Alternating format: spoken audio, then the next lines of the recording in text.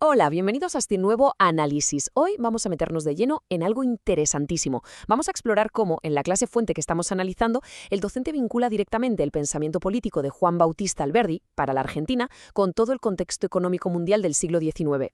Y es que, pensadlo bien, es imposible entender el diseño de un país si lo miramos de forma aislada. Tenemos que entender primero las fuerzas macroeconómicas que estaban sacudiendo el planeta entero. Así que prepararos para un viaje que nos va a llevar desde aquellas primeras fábricas llenas de humo en Europa hasta la transformación total de las llanuras sudamericanas. ¡Vamos a ello! Bueno, para que nos hagamos un mapa mental, esta es nuestra hoja de ruta de hoy. Primero, veremos la revolución industrial.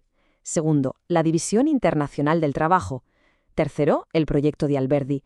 Pasaremos al cuarto punto, gobernar es poblar.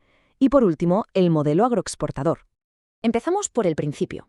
Sección 1. La revolución industrial, el motor del cambio global. Aquí es donde arranca una transformación absolutamente sin precedentes. Fijaos en estas cifras porque son alucinantes. El docente en la clase hace mucho hincapié en esto. Y con razón.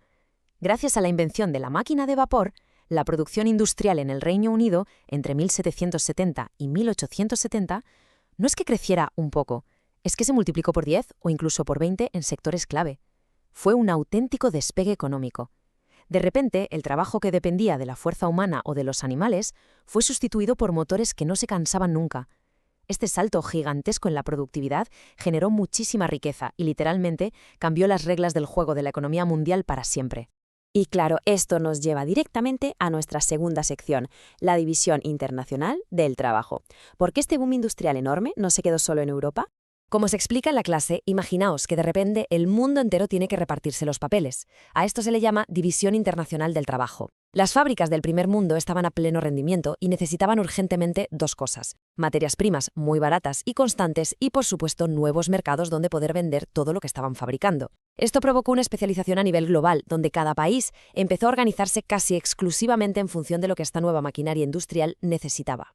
Básicamente, el mundo se dividió en dos grandes bloques. Por un lado tenemos el centro, que eran estas potencias superindustrializadas, y por el otro la periferia, que eran aquellas naciones que se tenían que dedicar a extraer y enviar materias primas. Un detalle crucial que señala el docente es que los economistas de aquella época solían escribir sus teorías pensando solo en Europa, como si todo el mundo jugara en las mismas condiciones. Ignoraban por completo esta diferencia brutal, donde las economías periféricas quedaban totalmente subordinadas al centro. Vamos a ver cómo aterriza todo esto a nivel local. Pasamos a la sección 3, el proyecto de Alberdi. Aquí veremos cómo se intentó adaptar a un país a este nuevo tablero mundial tras la caída de Rosas. Y aquí es donde entra en juego Juan Bautista Alberdi. En 1852 publica Bases y puntos de partida para la organización política de la República Argentina. Lo interesante aquí, y como se detalla en el análisis de nuestras fuentes, es que esto no era solo un texto aburrido sobre leyes, en absoluto. Alberdi lo diseñó como un verdadero plan de negocios estratégico. Su objetivo era clarísimo: sacar a la Argentina de su aislamiento y enchufarla directamente a esta nueva dinámica del mercado mundial que acabamos de ver. Atentos a esta cita porque da en el clavo. Él entendía la Constitución literalmente como un contrato mercantil.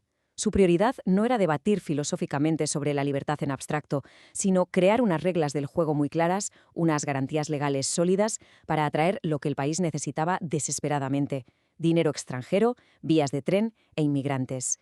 Para Alberdi, la riqueza y el libre comercio eran la única forma de garantizar una nación moderna. Pero, ¿cómo se lleva un plan tan bestia a la práctica? Entramos en la sección 4, gobernar es poblar, la famosa teoría del trasplante.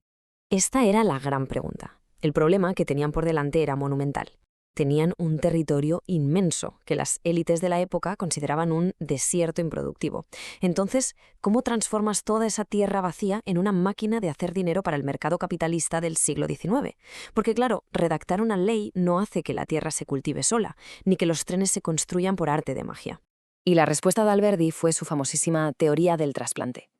Él, influenciado por las ideas de su época, no creía que educar a la población local fuera lo suficientemente rápido. Pensaba que las poblaciones autóctonas y mestizas no tenían esos hábitos industriales modernos. Así que, ¿qué propuso? Pues literalmente importar mano de obra del norte de Europa y capital extranjero. Los veía como agentes moralizadores. La idea era trasplantar esa modernidad europea directamente al suelo sudamericano, para que el comercio y la industria actuaran como una escuela práctica para la nueva sociedad. Llegamos a la última parte, sección 5, el modelo agroexportador. Vamos a ver cómo todas estas tendencias globales y planes locales terminaron cristalizando. Si juntamos todas las piezas del puzzle, vemos cómo todo encaja en esta línea de tiempo. Es fascinante. Primero, el centro global despega gracias a la revolución industrial.